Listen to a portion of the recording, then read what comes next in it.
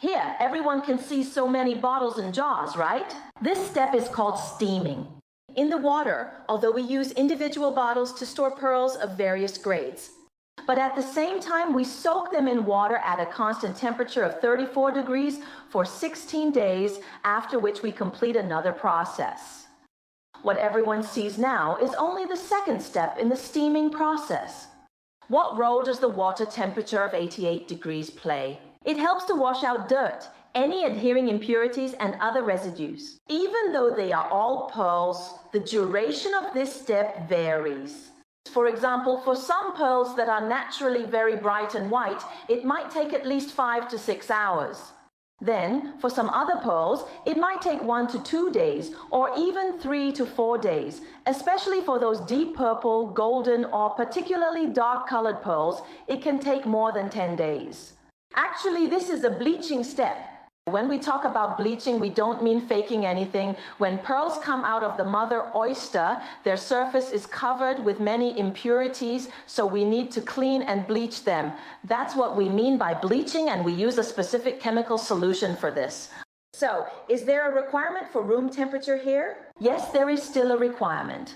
As you can see, we have air conditioning installed here, and it must be set to 17 degrees. So our pearl babies really go through a lot, enduring both the high temperature of 88 degrees for boiling and then being kept at a constant 17 degrees for bleaching. This is another step in our process. Everyone, come take a look at this barrel. After we bleach the pearls with the solution, we need to spin dry them here, much like how we spin dry clothes after washing. So, this barrel looks a bit like the drum of a washing machine. Let me show you the drying process. Ding, ding, ding, ding. Here we have the pearl baby being dried. After shaking off its moisture, we need to dry it here. Right, I'm closing it now because it needs temperature to dry, so we can't open this door frequently.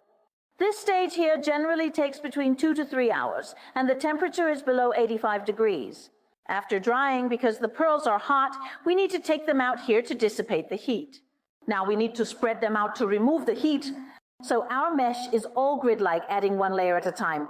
This is a technology we use called true light, which not only includes pearls, but also mixes in some small yellow particles, right? In our local dialect, we call this corn grits, and in standard Mandarin, it's called corn moss. Actually, it's made by grinding walnut shells into powder and then injecting wax water. As you know, the hardness of pearls is only about 3.6, right? So we can't use whole walnut shells, as that would damage the pearls, so we need to break them into pieces. This is a walnut shell, and it's crushed into small granules like this, with a diameter of 1.5 to 2.5, and in this color. Take a look, it's walnut shell. Then to inject wax water into it, it becomes less hard and won't damage your pearls. After injecting the wax water, it's mixed together like this. So how long does this process take here?